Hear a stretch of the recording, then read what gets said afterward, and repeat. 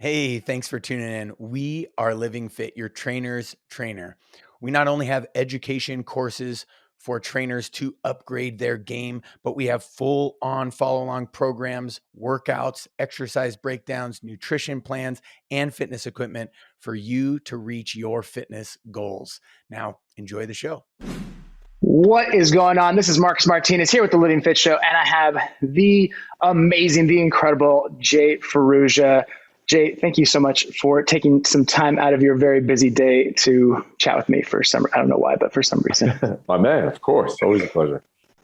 Dude, so you have been in the game for so long. You've been helping people for years and years. What got you specifically to get into online training? Because you were kind of one of the first guys out there putting out quality content that wasn't just like, oh, you were just putting on a blog. I mean, it was getting into muscle and fitness, men's fitness. You were in every magazine. You were all over the place. What got you into getting into online so soon? I think it was just, kind of the story of any trainer is you eventually get burnt out. You're working 12 hours a day. You have those really long days that start at 5 and they end at 8 p.m. And so I had been doing that for almost 10 years at that point. And I just kind of started to see the potential. And then a mutual friend of ours, Craig Ballantyne, had really kind of ramped it up a little bit. And so he helped me get into it a little bit more. And I just started putting content out. The word blog didn't even exist. We had a website wizard site that we kind of just made on our own. It looked horrible, but I started just putting some stuff out. And the other person actually was Alan Cosgrove, who I've known since 96. And Cosgrove and I would talk about training. And he's like, man, some of the stuff you're talking about and some of the ideas you're coming up with and things you're theorizing, no one's talking about that. I've never heard about that. Why don't you start putting that on online? I was like, all right, I don't even know how, but I'll figure it out. And so we just kind of started putting out little short thoughts and articles and things like that. And people really liked it. So Elite FTS reached out and started on there. And then, getting on T Nation and things like that. But I never imagined that it would be a way to make a living. I figured, I'd still be on the gym floor 12 hours a day forever. But things just started picking up. And then you see friends, starting to make money online. So we're like, screw it. Let me put some programming out around 2003. And I was... Men's Fitness did a one-page feature on me, and then they had my website. And nowadays, if your your website's in a magazine, it doesn't really do anything. But back then, it was huge because all of a sudden, I went from barely selling any copies of this program to all of a sudden, for 6 weeks straight, I was selling like $300 a day. And I was like, well, I'm not that good at math, but I know that it equals six figures, So I said, man, this has got to be something I got to pursue a little more. So what I did over the next I don't remember exactly how many years it was, but I went from being like 90% gym and 10% online to slowly over 5 to 7 years, kind of getting it even. And then, phasing myself out of the gym, having more trainers on the gym floor other than me, and really, get more of the stuff online just because, as you well know, you can impact so many more people and it's scalable, whereas the gym really isn't, beyond a certain extent. And you can have the freedom to work, which is a little bit of a misnomer because you still can work 24 hours a day. That's okay. I'm glad you brought that up. I hadn't written that down, but that's such a great point that people kind of fail to realize. It's like we're in this day and age. Now we're in the day and age of everyone wants an app, or everyone thinks like if I have a subscription site, like if I build it, they will come. But if you at that time when you started putting things online, how much more were you working, at least at first, when you were doing things online compared to being on the gym floor? So at first it was just all day because I would get up in the morning, before I train people, do a little bit, train people. You have that block where you come back and you take like a little nap or whatever. And then you have an hour or two, or you're grinding there. Then you got to go back to the gym. Then you're still building the online stuff at night. So all of a sudden it was more. Then you get into the online once I transitioned off the gym floor more. It's still like, it's not the dream where people are like, oh, I'm going to work 3 hours a day on my laptop and be sitting on the beach. No, I was working just as much. I was still working 12 hours a day, a lot of days, 16 hours a day. And then finally, after a long time, I was able to get to the point where I could make a really good living, literally working 4 hours a day. And, but you gotta be ruthless with time management and 80-20 and know exactly what you're doing at every second. You can't waste a second. So I was able to do that for a little while, which was good because the reason I moved from Jersey to Cali was just to work on myself and, personal development and self-limiting beliefs. So I needed to limit the hours I was working. But then like anything, you end up back, all of a sudden you're working 12 hours a day again a couple of years later. So you got to just be on top of it.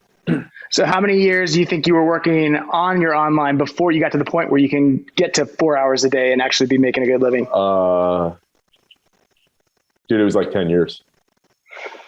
Yeah. So you see that, guys? It's not just, put up an app and things will get there. But I think one of the things that you did so well, and you still do so well, is you are so consistent with your training. And I've seen you evolve over the years, over the decade plus. But you've been so consistent with your kind of ruthless mentality of less is more, using that 80-20 with your training. What kind of sparked that with your training specifically? Like what got you so into just focusing on the basics and staying there? I think, that's probably one of the things that people who just go from training themselves to training online miss out. Like you have to train a lot of people in the real world and interact with people and answer their questions and actually be on the gym floor with them. Like answering questions via social media is very different than just being in person with somebody. And you realize like, man, even some of these guys who are brilliant CEOs or professional athletes or actors, they don't know what you and I know. They don't know 20% of what you and I know, and they don't get it. And a lot of times, like to this day, it's still, I have to check myself. Are they going to understand that? Are they going to be able to do that? And then not that I'm brilliant, but it's my wheelhouse, right? It's what I've studied for 27 years. And so when you're with these people all the time, you realize, oh man, like you got to simplify. You got to simplify. Like that's my thing. But if I go and do something else, if I go and learn guitar or learn how to, swing a golf club or something else, I need it to be super simple because I'm super busy all day with other stuff. So you just want to simplify things for people. And then as I'm doing that for other people, I'm like, well, why don't I just apply that to my own training programs? And then, like yourself, I like reading things like, the Tao and Bruce Lee and, minimalism and simplicity. So I think anywhere you could kind of apply that to any aspect of your life, your business, your social life, the stuff you keep in your house, your training, the better things are going to be. Simplicity is always the answer and always the way to go. Yeah, well said. And I love that saying. I think it was Bezos where I first heard it, where it was how you do one thing is how you do everything. So if you have a cluttered mind and everything's all insane and frantic, and then you try to maintain that same mentality with your gym, you're going to be doing that with your workouts. You're going to be doing that with your family. So trying to maintain a kind of level balance across the board is so valuable. So you came to California to work on yourself, which is awesome. How many people have the ability to do that? I don't want to say luxury because you put a lot of work and effort into that. What would you think was one of the biggest discoveries that you made coming to California that really helped you kind of transcend to that next level? Well, I kind of realized like a few things. One, I was super insecure. Like I always knew I was insecure and shy and socially awkward and kind of quiet and introverted, but it was just who I was, right? And I didn't think I could change it. I know a lot of people think, you have this way of living, this is how your family is, how you always are. So it's like this self-limiting belief, this false narrative. But then I just realized, I was like, no, that's not true. Anyone could change anything, but I need to get out of the area I'm in and get away from the people and the surroundings and the environments that trigger behaviors and things like that. So I went out, I knew I needed to change that. I realized that, wow, I'm actually pretty selfish in a lot of ways that I didn't think I was. Like, a lot of the ways I would describe myself is maybe 180-degree opposite of who I really am.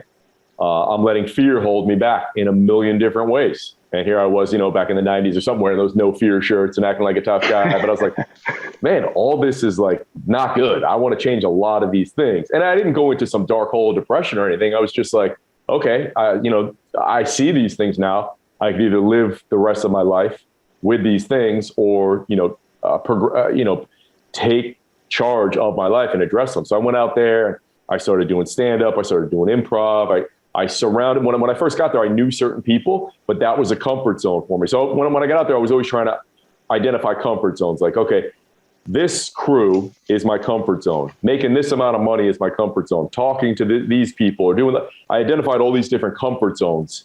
And for years, like, for example, another one, I never had visible abs. I was always just like the big guy. That was a comfort zone for me, for people to say, hey, big guy, So I said, let me check the boxes of all these different comfort zones that I can get out of and just push myself. So that was like, well, as you know, it never ends, right? It's the journey for the rest of my life. But it was really a 5 or so year deep dive. Like, let me address these things one at a time, get out of these comfort zones, push myself, do all these things. I was always terrified of sharks, so I learned to surf.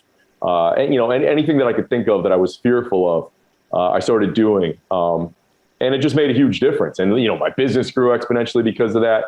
Because, you don't really need to read a million books on business and leadership and all that. If you can't lead yourself and if you're not confident in yourself, none of that's going to, mean shit anyway. So you really have to develop those things first, that confidence and the ability to keep promises to yourself and just lead yourself. And then a lot of those things get better, just by default, really. So, yeah, so it's just, really addressing those things aggressively and being hyper aware of them all the time. Damn, dude, I see why you were invited to the Dodgers to speak. I feel like fired up right now. I love what you said. You hear this, like, get out of your comfort zone. Everyone's, hashtag stay hard, David Goggins. It's like, I love how you took actual steps and identified those things that were your comfort zone, where so many people just kind of fly blindly for, years, if not their entire lives, not realizing that they're just surrounded in their comfort zone. So you took those, specific things and worked on those things. So that's a fantastic takeaway for anyone listening. Find specific things that is out of your comfort zone, realize that they're your comfort zone, and then what are some necessary steps to, push yourself past that. And the second thing you said was just keeping your promise to yourself. I just discovered that one. That's a fantastic one. If you want to build self-confidence, boom, just keep the promise to yourself. Yeah. I think, just to reiterate what you said there, the part about identifying, because you hear it all the time, right? It's almost a cliche. It is a cliche, like, get out of your comfort zone. Well, what does that mean? Do I swim in shark-infested waters? Do I jump off buildings? But realistically, it's like, just go through different. My comfort zone is to make $100,000 a year or $1 million a year, whatever it is. Now, if I want to go to the next level, I have to get out of that comfort zone. How do I do that? Maybe I need to work an extra hour. Maybe I need to spend less time on social media. My comfort zone is to be 15% body fat. Now, how do I get out of that comfort zone? Well, that means, okay, I can't have that cheat meal on Saturday. Maybe I need to work out 4 days a week instead of 3. Really specific. Then you could take these areas of your life and go, oh, now I actually know and I have something to do, as opposed to just hashtag out of your comfort zone. Like, the fuck does that mean? Exactly. And like you said, I would like to go back to cliches because they're a cliche for a reason. And because they're a cliche, they get just brushed over. But having, again, like you said, that specific thing, that's just keeping in mind, or it's making me think of different things that I've done in my life where it's like, okay, I have focused on this comfort zone for so long that I don't even realize it's a comfort zone anymore. You think it's a personality. You think it's like who you are. Like you said, right. You were the big guy. Like, oh, that's just who I am. I'm the insecure guy. And obviously you didn't say that, but that's just who you felt who you were. So to realize that and go deeper, that was able to fix everything. It's like if the water rises, all the boats rise. So it's not just like that one thing is going to get fixed. Totally. Oh, that's awesome, man. Like I said, I'm getting fired up. Let's go back to training, because I know a lot of people will be interested in that. I think you have, again, what I said in the beginning of this, you have just been so focused on helping guys put on muscle, that getting strong, putting on muscle. And what do you think is one of the biggest mistakes most guys make when they're on that kind of hypertrophy goals? Oof. I mean, there's so many, it's always hard to pick one.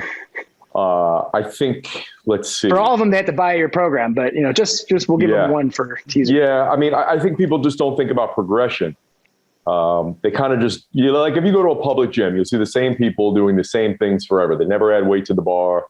They never try to do more reps. So first and foremost, I mean, that's really simple. You got to do there has to be some form of progressive overload. Like if you can bench 135 today, and you're doing that in 3 years, well, then you've got nowhere. You just wasted 3 years. Maybe you're burning some calories and that allows you to eat an extra Snickers bar or something, but like you're really getting nowhere, So I would say progression really has to be the main one.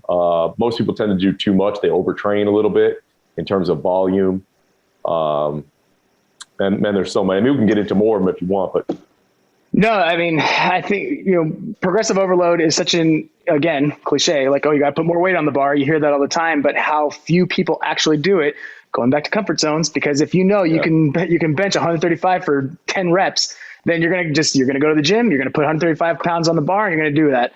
So getting out of that comfort zone and not thinking so much about the stimulus, but what is it that you are trying to accomplish in the gym? So many people, and this is why I love kettlebell flow, being able to do something that feels really good. But if that's all you do and you're only looking for that stimulus, you're never going to move forward. Yeah. I mean, the one that I would say is tied with that is people don't pay really any attention to execution and like mastery and their technique. And I think that's just a huge mistake. You wouldn't do that.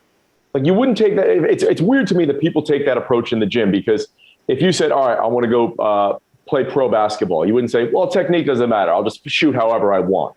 if you want to be really good at golf and shoot in the 70s, you'd hire people to improve your swing. You would just like, whatever, I'll swing however I want. But in the gym, people just do an exercise, a press, a row, just, whatever. I'm not going to hire anyone. I'm not going to really pay attention to it. Where I think that's a huge mistake. If you got better at mastery and your execution was really, really good, A, you're going to get way better results. B, you're going to have way less joint pain. And you might not notice it when you're 22, but when you're 52, you certainly will. So I think just, having more, not just going through the motions and looking at your phone and talking to everybody, like, how can I do this exercise? Like what I always tell people is, all right, you're doing a chin up, you're doing a dumbbell press, whatever it is. Imagine that there's a video camera on you. Spielberg's got a crew on you. This will be the only recorded video of that dumbbell press ever for everyone to learn from. That's how good I want your form to be. And that's how much I want you to focus on your technique. You're teaching the world how to do this exercise. Like take that, again, going back to how you do one thing, how you do everything, like take that approach of mastery and your results are going to be so much better. You're going to feel so much better. People are always like, oh, my elbows hurt, my shit. Yeah, your form is horrible. That's why. I love that you brought that up because that's one thing I will say that I always glean from your social media and anytime I've ever worked out with you is your meticulous attention to form and detail and I watch you doing just incline bench press and you're just so spot on with every single second from the second you pick up the weight to the second you put it down. And I think that gets lost in, the social media, egotistical, do as much as you can, pull your shorts down, take your shirt off and do all this shit, which I'm totally fine with shirt off, but, just trying to make it all about, the ego. So, focusing on the form, regardless of what tool you choose should be the first thing. And again, going back to cliches, make sure you're doing the thing in front. But how many times I just was at the gym the other day and I'm walking around going, what, even like a seated leg curl. I'm like, how is this person messing this up? You just sit there and you curl the thing. But even that, people are just so focused on, I just got to do a lot. And it's like all frantic. I know. It's crazy.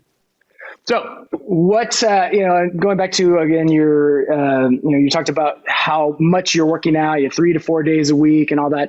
You were one of the first people that I saw really focusing on less days and just better quality workouts. So, when I started in training, it was all about body part splits. I saw a bunch of full body type workouts, but they were kind of few and far between. And we can only go through like old school or, focusing on strength. But you were one of the first guys that really promoted the whole 3 to 4 days, quality days, and really focusing on recovery. You were one of the first guys I remember talking about recovery that was also a big, strong, muscular dude. So was that based off of experience or was that based off of something that you learned or you worked with one of your coaches? Probably both, when you're training people, and that's another thing of kind of, if you're only online, you don't really know, but when you're training people and if you're charging a decent amount of money and people are busy, they usually don't come more than 3 to 4 days a week. It's unusual that you have a personal training client or even small group clients that would come 6 days a week or even 5 days a week. It's usually 3 to 4. So that kind of just seemed to work. And then I noticed if I bump people up, if they wanted more frequency, it didn't seem to do that much. It almost seemed to just be not a negative, but just a break even. Didn't really do anything. So I was like, well, why don't you spend this time doing something else? Learn to do something else. And then also, like you said, recovery is huge. I think that most people don't realize that, where everything's a stressor. So your training's a stressor, but your relationship could be a stressor, work's a stressor. Looking at social media is a stress. Like we have all these stressors all day long. So you're filled with stress and anxiety. You're drinking caffeine. You're not sleeping. You have to take that into account. So you can only recover from so much. Now, what I've done actually as I've gotten older, and I've had some clients do this, I still do the same amount of training that I would have done in 3 to 4 days, but I do it generally. I tend to train 5 days now, but it's just the workouts are shorter and I actually feel better. Like the longer workouts, I just turned 47 the other day. So the longer workouts, sometimes I'm like, I'm kind of over it. So I like shorter workouts. I like the habit. I train for mental as much as I train for physical. Sometimes it's just iron therapy. I say, working out basically keeps us out of jail. That's what exactly. Yeah. So I enjoy doing 5, 30 to 40 minute workouts, more so actually than I used to do a 75-minute workout three times a week. But it's the same thing. It's like the overall volume is still the same. And again, just taking into account your recovery, looking at not that I get too obsessed with clients with looking at their daily, HRV scores and things like that. Like, you can do that if you're a pro athlete. Most people don't need to do it, but just be aware how you're feeling that day.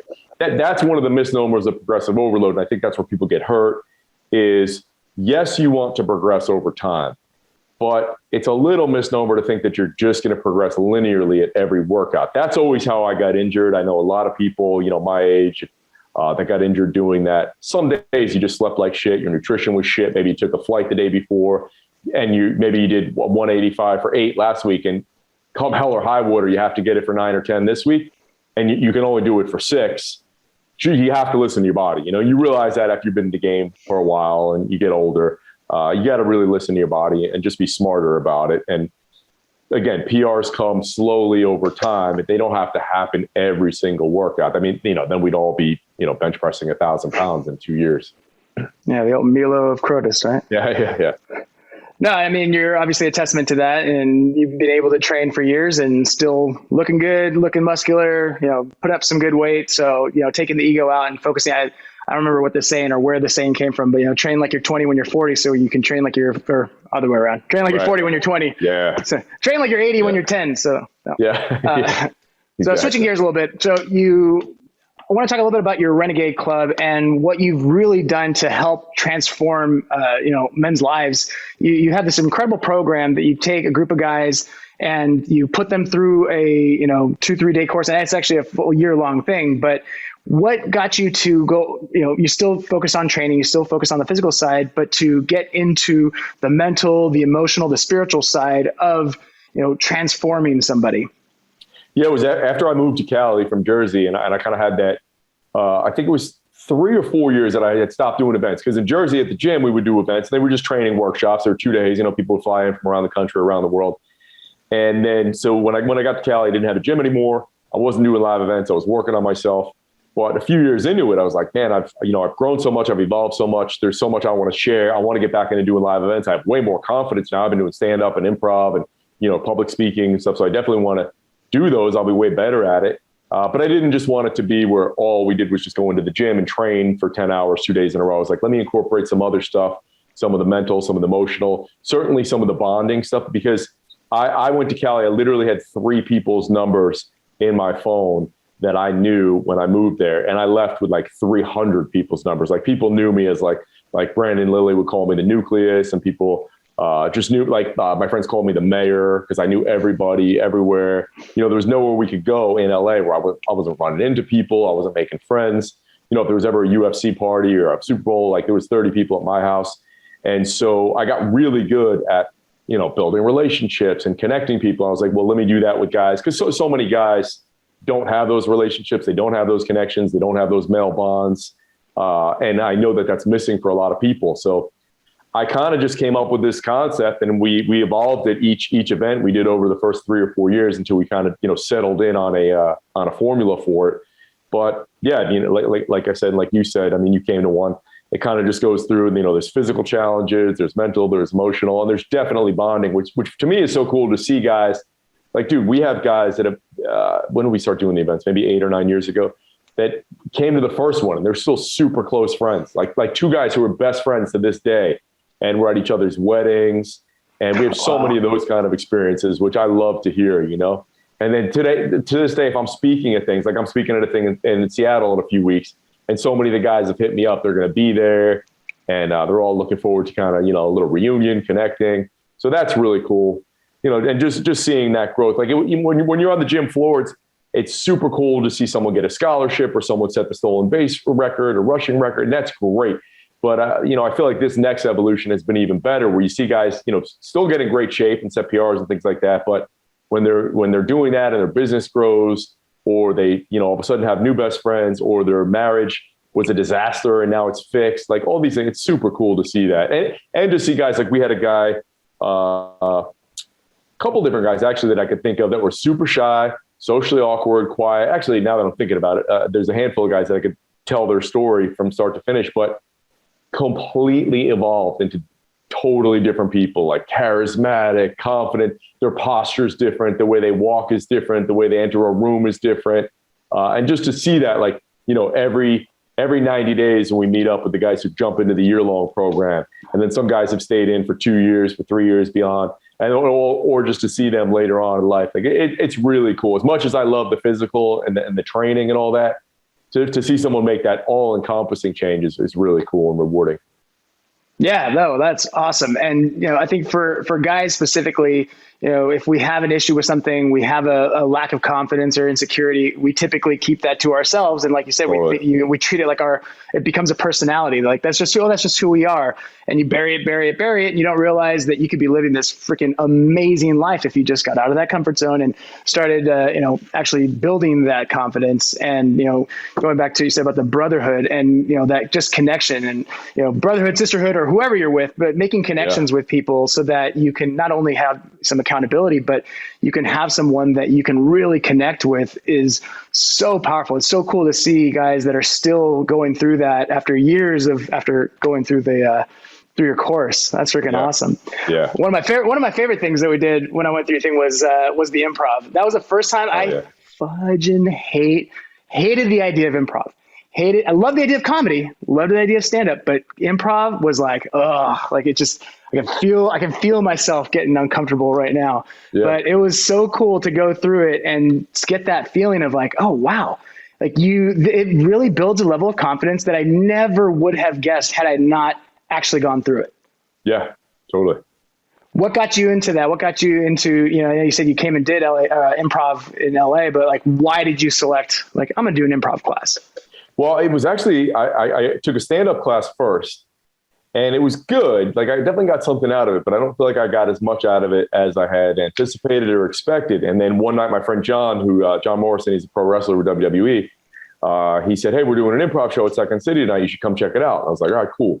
So I go watch it, and I was just blown away. And afterwards, we went out to a bar, and I was talking to him, and one of the instructors was there from Second City, and he goes, here, you sign up on your phone right now. We actually start the next semester on Monday. I was like, hell yeah, I'm in.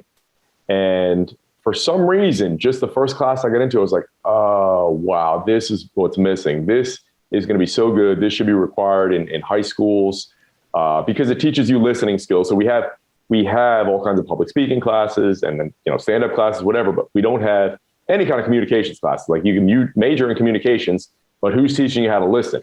So that was really important because listening is a superpower. So, and then it teaches you to think on your feet, which is good as, if you're in business, you got to make fast decisions. And it teaches you everyone's number one fear, which is public speaking. You're up there, not only public speaking, but you're having to come up with some shit off the top of your head and you're having to listen. It's like, man, these are so essential. These essential life skills are incredible. And it just challenged me and pushed me out of my comfort zone. And I just said to myself, like that was a promise I made to myself on day one. Anytime volunteers are asked to go up, you're going up first every time. And I did it first every single time for 4 years. And man, just had a blast. And so I was able to take all that I learned, and do it at events like you experience and, do it with professional teams. And it's super cool. It's definitely something everyone should do. That's cool. So you said you came to California, you got through a lot of insecurities, you built a lot of confidence, just from your work, and you've worked with hundreds, if not thousands of guys, outside of the gym and just through these different events. What are some common things that you saw in those guys and in yourself that was kind of a holding point that just kept them in an insecure, lack of confidence state?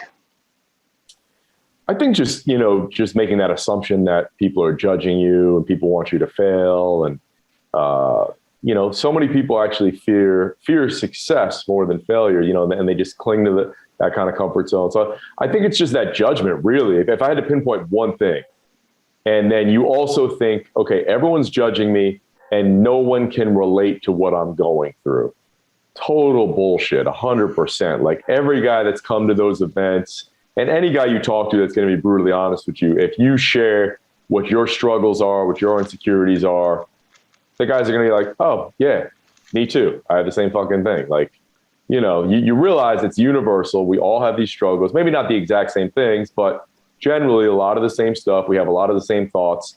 So once you get that out of your head that no one's judging you, people want you to succeed, and people have the same struggles and you're not unique, you're not alone, then it's like, oh, okay, well, now I can push a little harder. And now, especially if you develop that team and that brotherhood of guys supporting you and keeping you accountable, and then you share each day, kind of like AA, right? Like you go to AA because you need those people around you. They're struggling with the same thing. Like they're addicted to alcohol. Well, maybe we're addicted to the false narratives in our head, and we need 5 other guys or 50 other guys around us to say, hey, dude, I actually had that same thing. I know what you're going through. I can relate to the way you think about your dad. Same shit for me. You know, like what your dad did to you or what your mom did to you or what you think. I go through all the same shit. And then when you're around those people, it just makes it easier because, you know, you have that support system. You realize that, again, these struggles are universal and you're able to break through.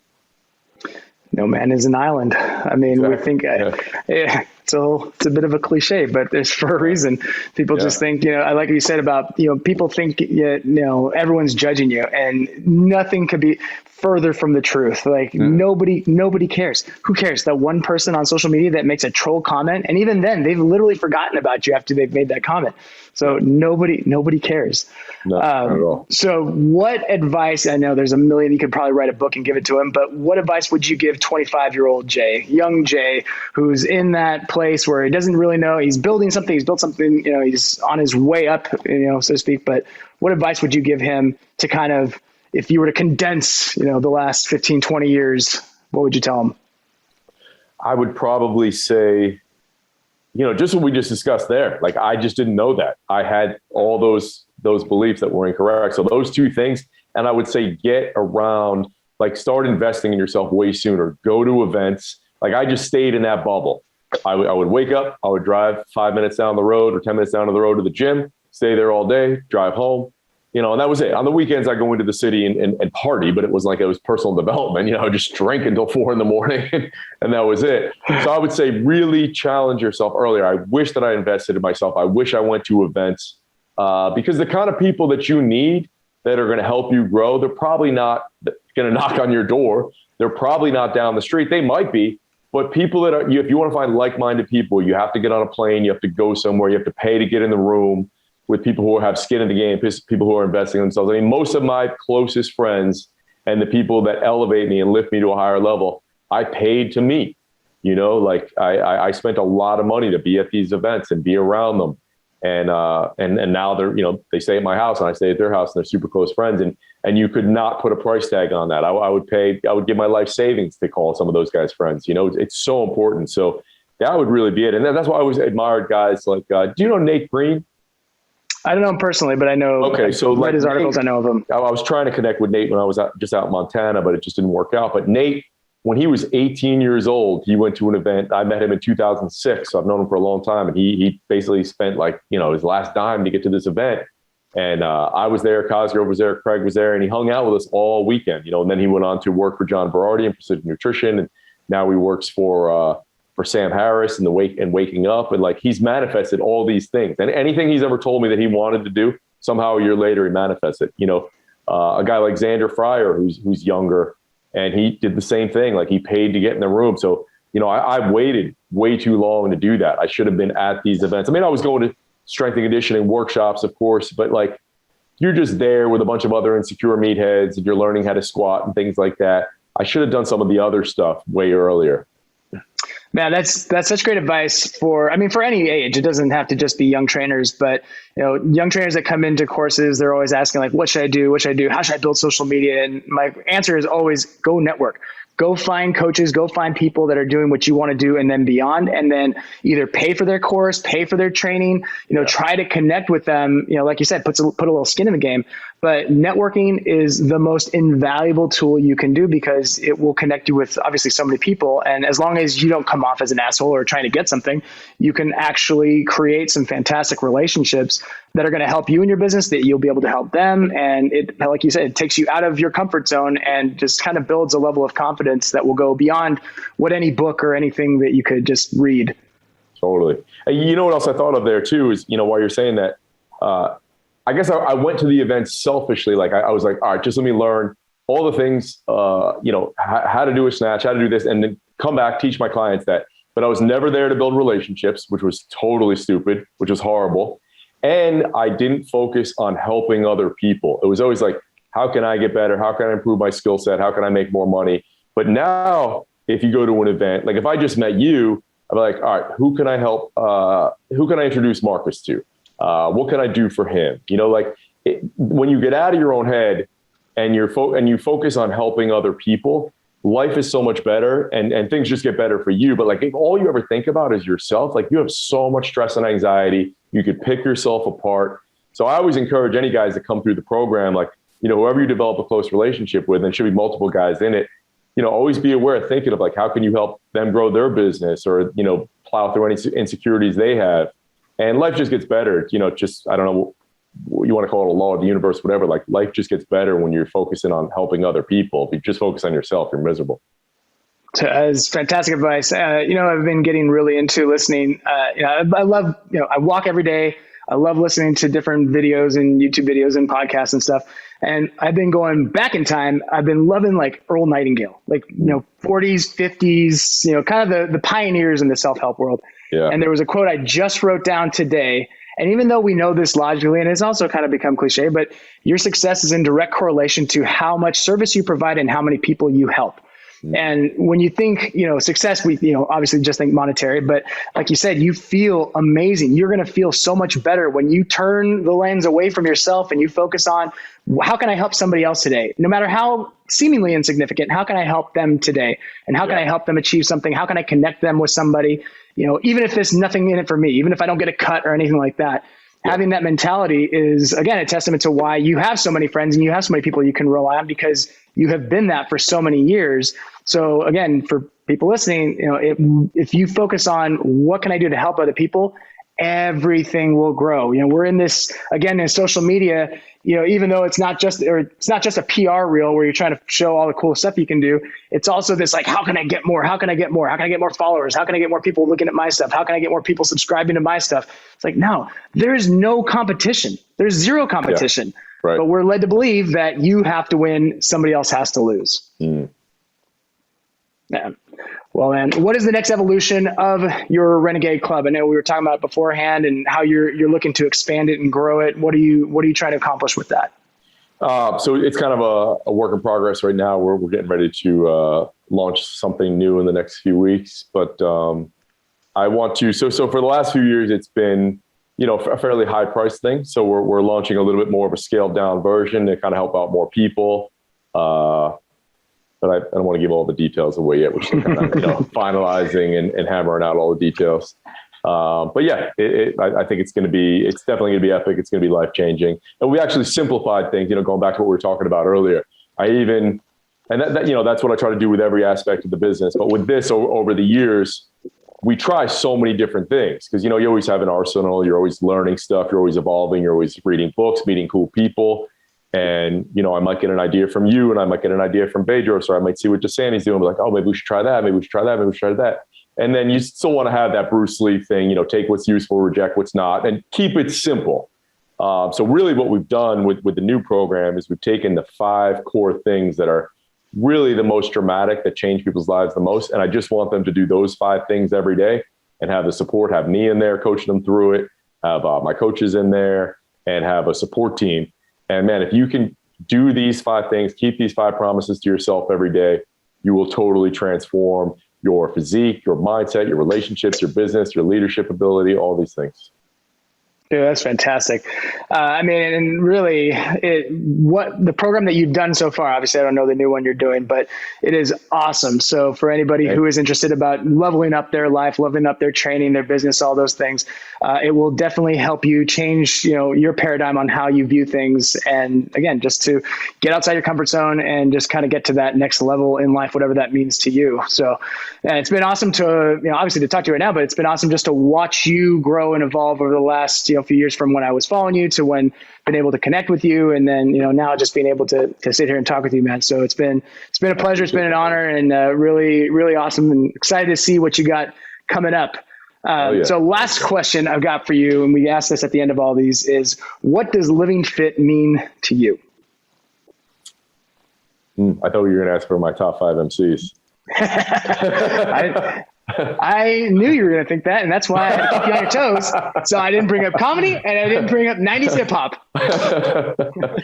What does Living.Fit mean to me? It means, being healthy, being able to do what I want without pain, without restriction, inspiring others, leading others, not getting sick, which is huge. Yeah. Not getting sick. That's That's one of those things where we don't, I mean, we always think like, oh, I got to keep my immunity strong. So we think that just means a couple vitamins every now and then, but it's a whole, it's everything. Yeah. Whole thing. Yeah. Awesome, man. Where can we find more information about you, and where can we follow you? What's your kind of idea? What's your best platform to send people to? Yeah, I mean, if you just go to Jay.fit, everything's there. And then Instagram is really the thing I'm most active on. So it's just at Jay Ferruggia.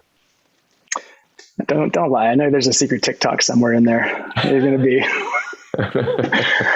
Awesome, man. Well, thank you again so much for taking the time out of your day and talking and just providing us with that wisdom of all those years of experience. So hopefully that'll help some people avoid some of the mistakes that we've all made and help them get to that next level. So thank you very much, Jay. Appreciate talking to you. And we will see you guys on the next episode. Hey, for more interviews like that, don't forget to subscribe to our YouTube channel. Also, if you're looking for not only those interviews, but follow along programs, exercise breakdowns, workouts, nutrition plans, and fitness equipment for your fitness results, make sure you hop on to Living.Fit, become a member today, and I'll see you on the next one.